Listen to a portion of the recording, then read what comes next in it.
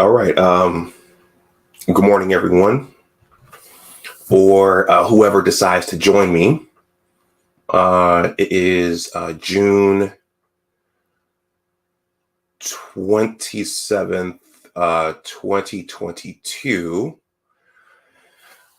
I didn't get to do a stream here on Saturday or Sunday, but today's my day off, so I wanted to squeeze one in this morning. I'm still in Western New York, in Buffalo, and I just wanted to get a quick stream in here. I'm trying to get my watch hours up on this channel, so all content is content. Let me. I see a comment there. I bet that's Sheet. No, Snuggles. Snuggles, you tricked me. I thought you were Sheet. Sheet's usually the first one in here saying his signature. We here. All right, let me share this over on my original channel. Snuggles, I appreciate you being here. I know I wanted to slip this in before Bernard and those other guys get cooking. This is not going to be a long stream, probably about an hour. Mr. Coakley, thank you for stopping through. Let me make an announcement over on my original channel. Please hit those likes. I want to thank everyone for their support. I've noted over on my original channel. Hold on.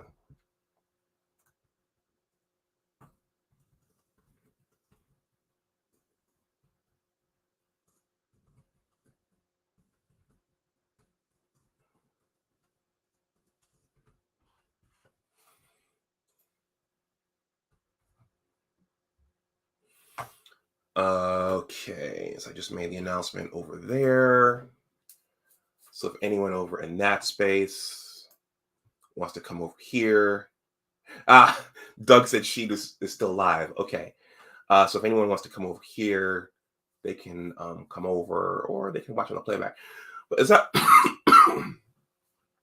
was saying, I want to thank everyone for their support over here. Science topics are not always the most entertaining. And as I pointed out on my original channel in 2 streams, creating YouTube content is not easy. And I know to some people, it looks like fun and games, but it's not easy. It's always evolving.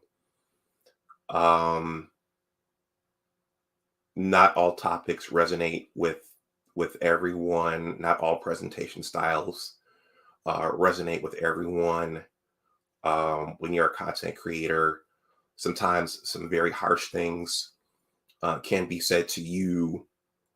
And even when you're just trying to do the right thing, even when you're just trying to create something that you think is fun or valuable, sometimes you have some pretty harsh things said to you.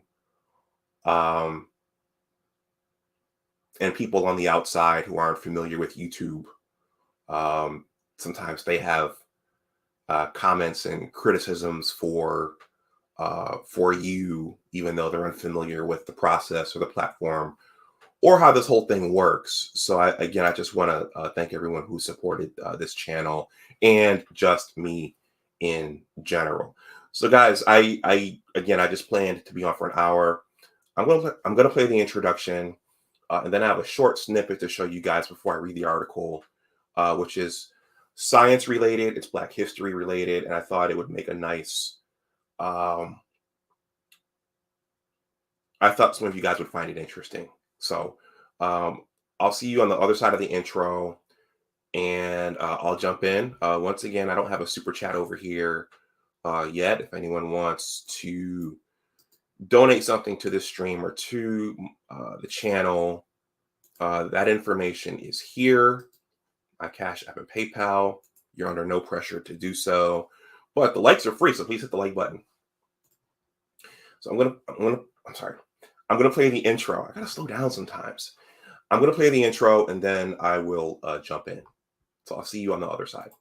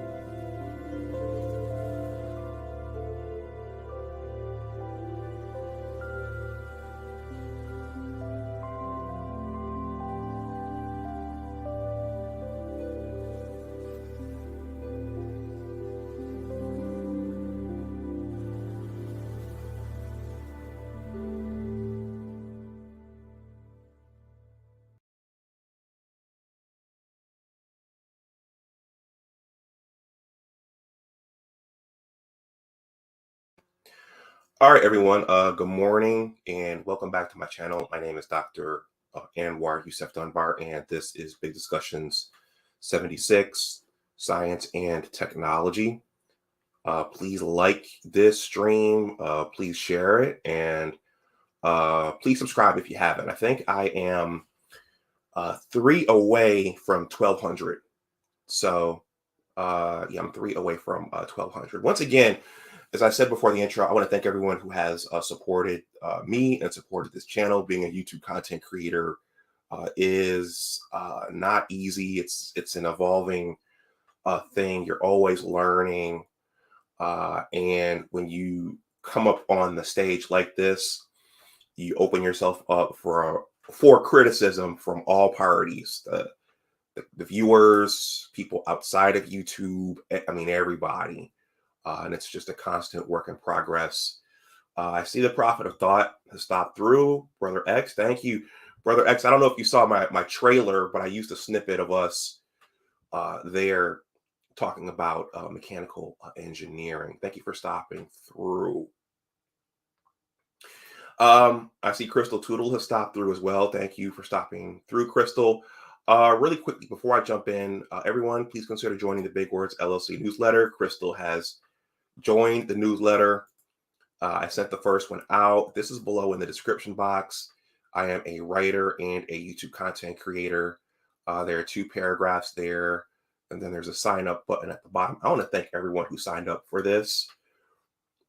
Yeah. So if you're interested in following me, I have multiple channels and 2 blogs, and I'm working on a book. So please consider joining, and I appreciate everyone who has. For those of you who did sign up, if you have a Gmail account, I know that it went to your promotions tab, because for my Gmail accounts, it went to my promotions tab. Anyway, let me jump in. So I told you guys I had a little extra for you. Crystal says, great newsletter. Thank you, Crystal. Thank you very much. I appreciate that. I told you all that I had an extra for you for the people watching live and the people watching on the playback. So before I show this, I want to say that one of the reasons I started this particular channel was to perhaps build myself into a science influencer, quote unquote. Right now, I sit in a cubicle registering chemicals, and I felt like, and I feel like there's more of an impact I can have on the world than strictly registering chemicals every day. It's an important job. Our food supply has to be kept safe, but a part of me feels like there's more for me to do. So this week I interviewed Mother Eva Doyle here in Buffalo. And those of you who follow my original channel, you know that she's a Black history icon. And she's written numerous thousands upon thousands of articles on Black history. She just released another book on Black history. And during our interview this week, she shared a piece of history from her new book regarding how, I don't want to say the V word, but she shared some history regarding how the V word, how vaccines were created in the United States. And it turns out that a Black African slave helped create the very first smallpox vaccine. YouTube, this is for educational purposes only. This is for educational purposes only. So it's an hour-long interview. I'm still editing it, but I thought it would be cool to cut off this little piece and give you all an excerpt of this so you guys could see it as well, and we can all learn something. So I'm going to play this 3-minute excerpt, and Mother Eva Doyle talks about the African slave who created and brought the idea of the vaccine to the United States. So this is 3 minutes. I hope you all get something out of this, just like I did.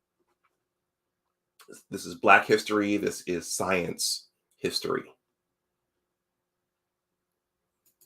The African origins of the Statue of Liberty. Mm-hmm. the blacks in who helped settle the western part of our country. The abolitionist movement, little known names of people who held fugitive slaves to freedom. One of my favorite chapters in this book is about an African slave. Now, today, we all are, when the pandemic was raging and everybody was talking about the vaccines, but people don't realize that it was an African slave who actually came up with the idea of a vaccine. Now, he has a kind of a strange name. I'm going to, I have a chapter in this book on him. The title of the chapter is A Black Slave Helped Save White Colonists with the Smallpox Vaccine. And his name was Onesimus. And he actually was an African slave who belonged to Cotton Mather, who was a well-known Puritan minister.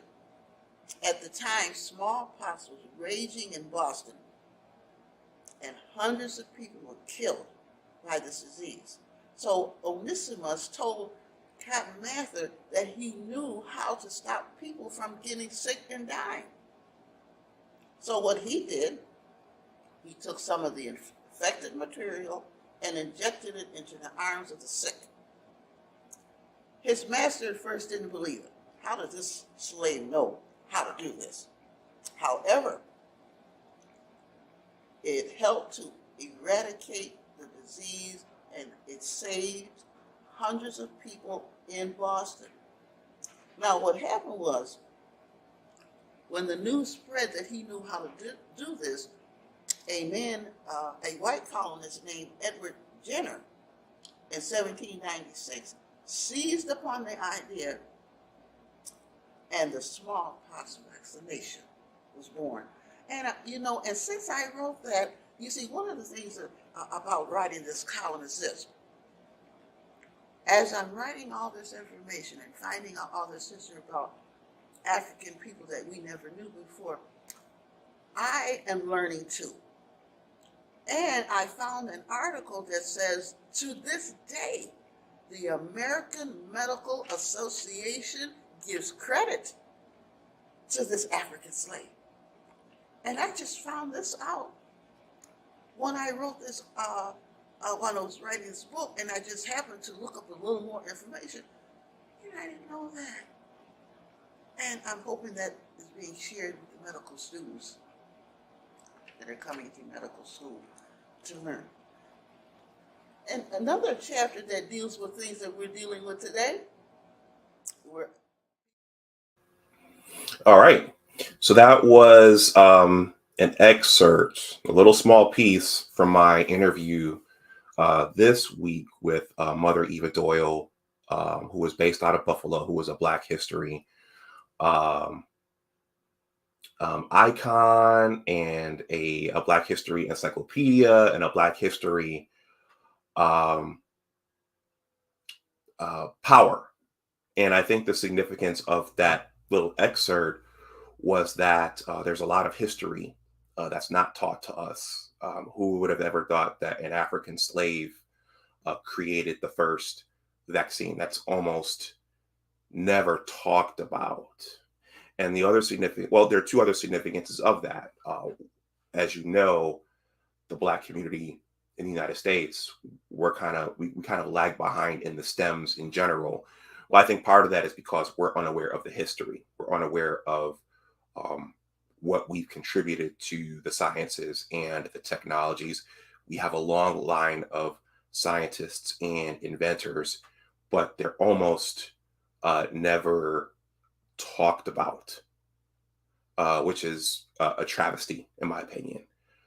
So there's that aspect. And then the other aspect is that if you listen to that excerpt, Onesimus, he was the one who had the idea for the vaccine, but it was Edward Jenner who actually implemented it in a large scale and got most of the credit. So you see that a lot of times with Black scientists and Black inventors. They come up with the ideas, they come up with the innovation, but someone else gets the credit for it, and someone else um, benefits from it. So that's that. The entire interview will go up over on my original channel. So if you like that, please let me know. Maybe I'll upload that excerpt as a little standalone. But if you guys like that, if you guys got something from that, please let me know in the comments section. All right, I have an article here. Speaking of, now I'm going to switch over and use the term immunization. So speaking of immunizations, let's talk about what's happening with it and our global health event / crisis right now. Are we still in it? Is concern for this thing still high, or is it over? I mean, there are so many things in the news cycle. There are so many things that have transpired, and there are so many things that have happened. Is this still significant? Is this a concern? I was at a music festival in Washington, D.C. last week, the Something in the Water Festival, which was produced by Pharrell and Friends. So I saw Pharrell for the first time, and T.I. and Noriega and Justin Timberlake and Anderson .Paak. And there were thousands upon thousands upon thousands of people there. The majority of them not wearing face coverings. I don't know who was immunized, but right now the country seems to have moved on to a large degree. And then there are rumors, and even Pharrell, I think it's Pharrell. Even Pharrell, after his performance, he got on stage and said, and he thanked us all for coming out. There were a lot of people there. And he said, I know that this thing is still running wild, so I thank you all for coming out. So is it still here, or is it gone? Are we still in this thing, or are we out? I saw an article on Yahoo. I'm going to read this, and that will be the basis for this morning's stream. Once again, if you want to make a donation to the channel, my Cash App and PayPal are here. That's the newsletter. Well, the newsletter's there. And also my Cash App and PayPal are here.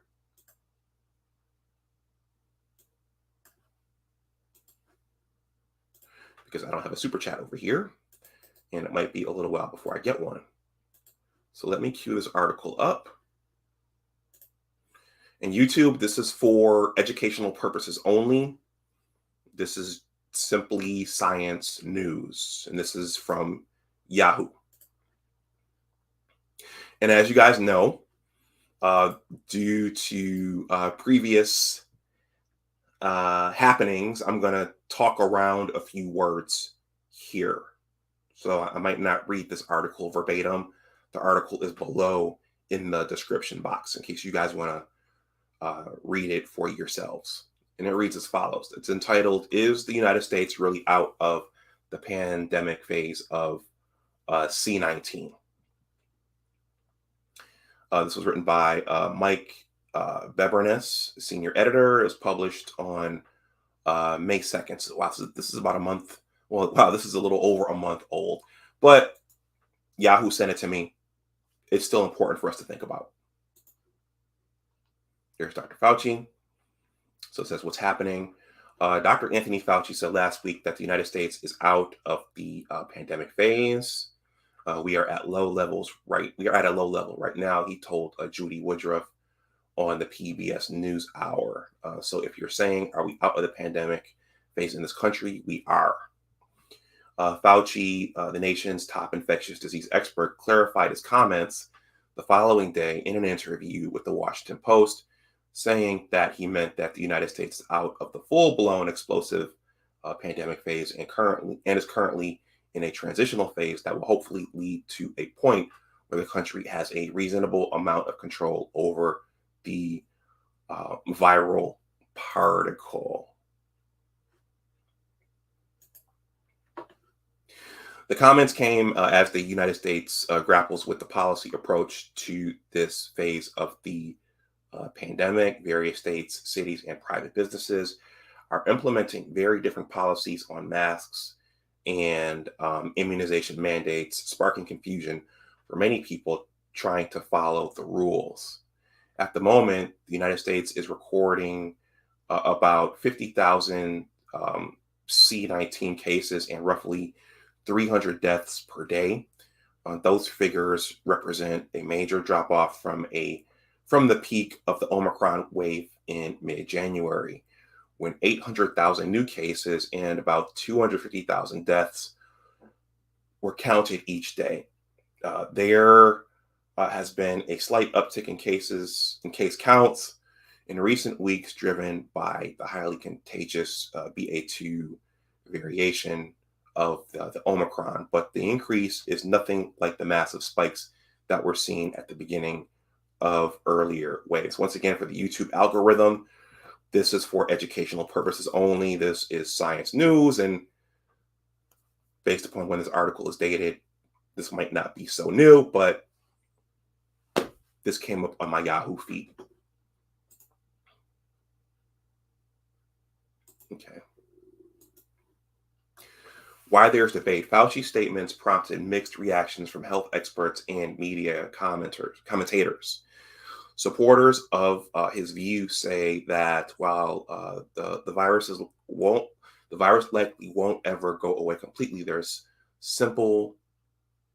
ample reason to believe that the country has moved past the cycle of severe C-19 waves that have occurred periodically since the start of the pandemic.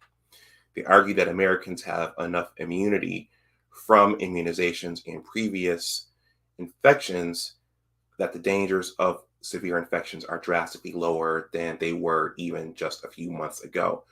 But critics say it's dangerous for high-profile health officials to send the message that the United States is through the worst of the pandemic when the viral particle has proved to be so unpredictable over the past 2 years. They worry that a scaled back C-19 response could leave the country unprepared to manage future case surges, especially if a dangerous new variant emerges. Others take issue with any suggestion that the United States should return to a pre-pandemic normal while hundreds of people are still dying daily. Okay, there are rumors, depending upon which social circle you run in, which professional circle you run in, there are rumors that there is another lockdown coming or brewing. And apparently, China is in one right now. So there are predictions that there'll be another one in the fall/winter. I don't know if that's true. Once again, YouTube, this is for educational and informative purposes only. I'm not rendering health advice or anything. If you're just coming in, please hit that like button.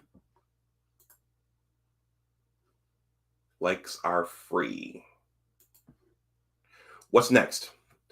The Biden administration is pressing Congress to approve billions of dollars in additional funding for immunizations, testing, and C-19 treatments. A $10 billion partisan bill has been stuck in limbo for the past few weeks over a dispute surrounding President Biden's decision to repeal a pandemic-era policy barring asylum seekers at the border. So perspectives. The U.S. is in a much better place, but still needs to be wary. For a pandemic-weary public, there are cautions to be heeded. No one knows when or whether another variation of the virus will emerge, either more transmissible or more severe. It could still happen elsewhere in the world. The pandemic is hardly over. China is battling a major outbreak. Many poor countries are yet to be immunized. The acute phase might be easing in the United States, but the viral particle has not vanished. That's from the Washington Post. The viral particle is too unpredictable for us to know what to expect in the future. The SARS-CoV-2 virus has surprised us again and again. We should be wary of declaring victory too soon. That's from the Boston Globe. I'm almost done here, guys. For many Americans, the pandemic phase has been over for a long time. In any event, Fauci may be late to the party anyway. People all over the world, including here in the United States, have decided for themselves that we are no longer in a pandemic mode when it comes to the viral particle. Part of the reason is that people are just done with living in the pandemic world, but it also has to do with the fact that cities, states, and countries everywhere have relaxed their strictures. Okay. The state of the pandemic might be much worse than official data suggests. In recent months, testing practices have changed across the country as at-home rapid tests have gone fully mainstream. These tests, however, don't usually get recorded in official case counts. This means that our data could be missing a whole lot of infections across the country, enough to obscure a large surge. That's from The Atlantic. Another deadly COVID wave is still very possible. I feel it's still possible we could see a new variant, a new variation of concern rip across Texas and the U.S. southern states this summer, just as we did in 2020 and 2021. The reasons are too few immunized in this part of the country, and two, immunity from Omicron is not durable. That's from Vaccine Specialist. We should be celebrating a situation in which hundreds of people are. We shouldn't be celebrating a situation in which hundreds of people are dying every day. People have absorbed their personal risk calculations and simply decided that they will return more to a so-called normal life, even as the viral particle continues to claim lives. We seem as a society to have become resigned to the viral particle, accepting a certain level of sickness and death as the new normal. Debates over vocabulary take the focus away from what we actually need to do to protect people. Instead of debating terminology like pandemic, endemic, full-blown, or controlled, we need to focus on promoting immunization and other actions we know will help control the spread of the virus. That includes communicating honestly about what we do and don't know, and telling Americans what they need to know in language they can understand. That's from NBC News. And then finally, overly optimistic rhetoric could undercut lawmakers' commitment to fighting the viral particle. As cases continue mounting around the globe, the pandemic shows no signs of ending yet, and conflicting pictures offered by top health officials may hamper the renewal of critical C-19 funds and efforts like immunization campaigns. Okay, so that's the end of that article, and that is the basis for the stream, and that's why I named the stream, quote unquote, "Is it over yet?" Because we know that in our country, the news cycle just keeps moving on. There was something big that happened last week from the Supreme Court. I have not covered it here, and I've been, for the most part, silent on it. I have my reasons for doing so and being silent on that. But the news cycle just keeps moving on and on and on. We have the conflict on the other side of the world, and there seems to be less emphasis now and concern across the board regarding this particular thing. People are ready to move on, but is it really over? Over the last week, I felt my throat be a little scratchy. I was at a big event last week, the Something in the Water festival in Washington, D.C., hosted by Pharrell Williams and friends. and there were a lot of people there, and only a handful of people were using face coverings. I had my face covering in my back pocket, but I did not put it on, and we were all jammed together trying to see shows, trying to see the artists in front of stages. We were all jammed together like sardines. It was very chaotic, but if someone had it there that night, then we all got it. So who knows? Who knows?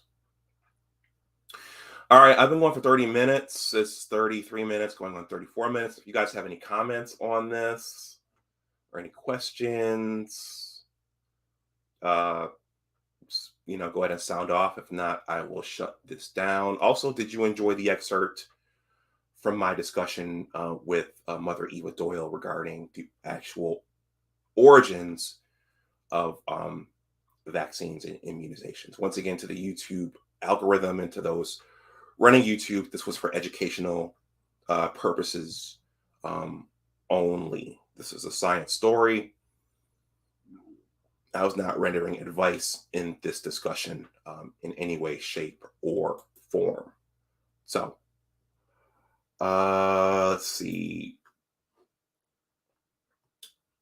Doug says it's here forever, like the cold and the flu.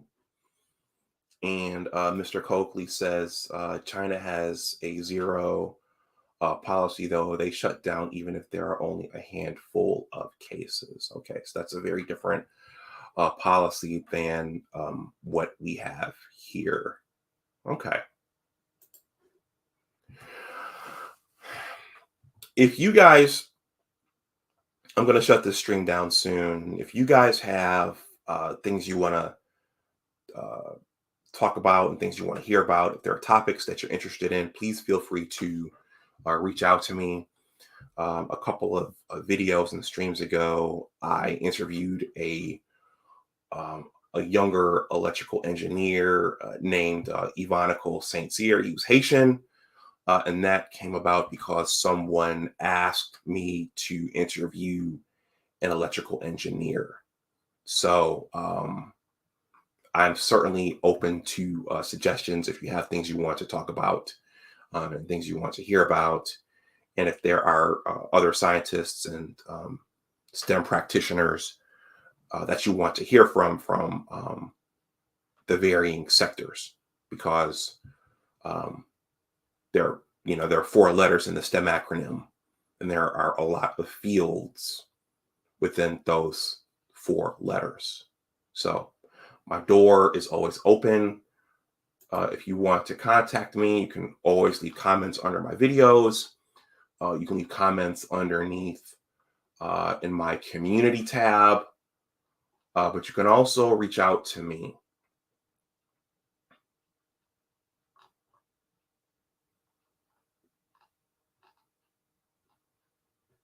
Here at that email address, bigdiscuss76@bigwordsarepowerful.com.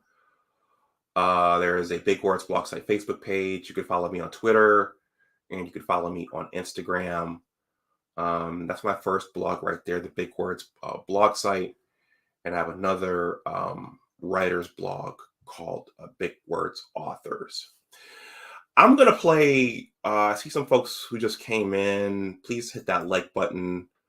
I'm going to play the excerpt for those folks who haven't seen it from my interview with Mother Eva Doyle, discussing how a Black African slave once again created vaccines. In that instance, the smallpox vaccine. So I think it's very, very important. It's very, very important in our tribe to get this history out, because there are things that we just don't know, because no one tells us, and because the information is buried. And in many regards, I think the information is intentionally buried so that we don't know. So this is an excerpt from my interview this week from Mother Eva Doyle. If you're just coming in, please hit that like button. If you want to make a donation to the channel, my Cash App and PayPal are there. So here's the excerpt right here, the origin of vaccines.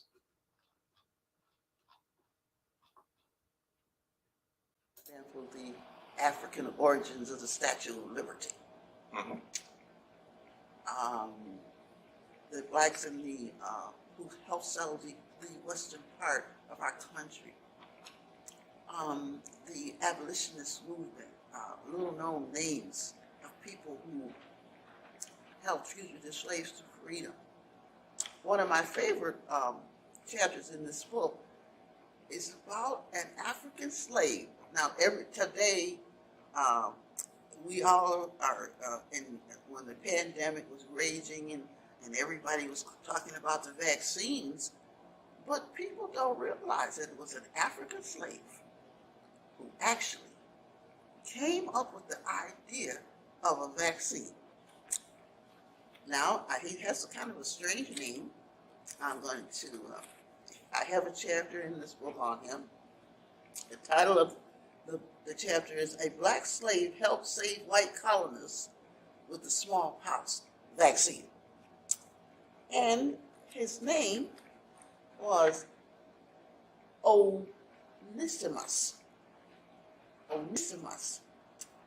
And he actually was an African slave who belonged to Cotton Mather, who was a well-known Puritan minister.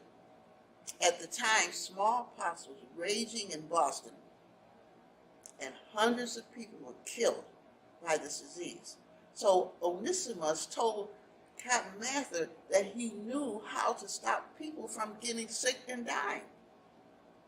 So what he did, he took some of the infected material and injected it into the arms of the sick.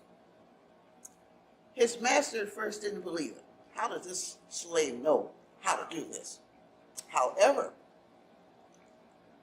it helped to eradicate the disease, and it saved hundreds of people in Boston. Now, what happened was, when the news spread that he knew how to do this, a white colonist named Edward Jenner, in 1796, seized upon the idea, and the smallpox vaccination was born. And and since I wrote that, you see, one of the things about writing this column is this: as I'm writing all this information and finding out all this history about African people that we never knew before, I am learning too. And I found an article that says, to this day, the American Medical Association gives credit to this African slave. And I just found this out when I wrote this, when I was writing this book, and I just happened to look up a little more information, and I didn't know that. And I'm hoping that is being shared with the medical students that are coming to medical school to learn.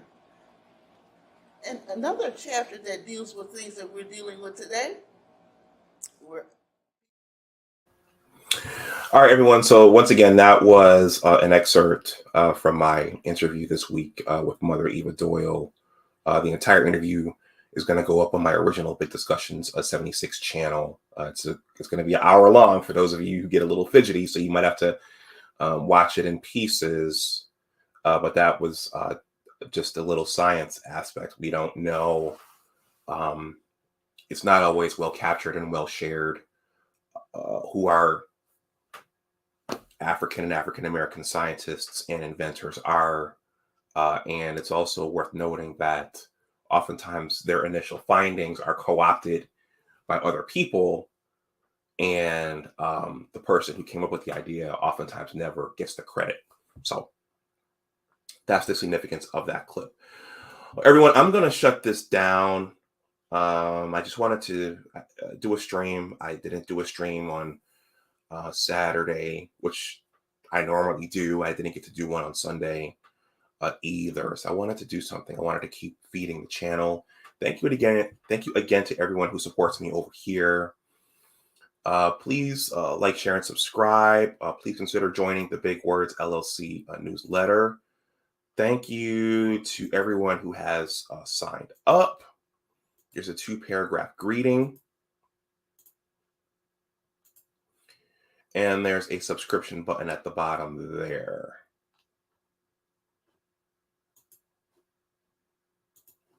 Let me stop sharing.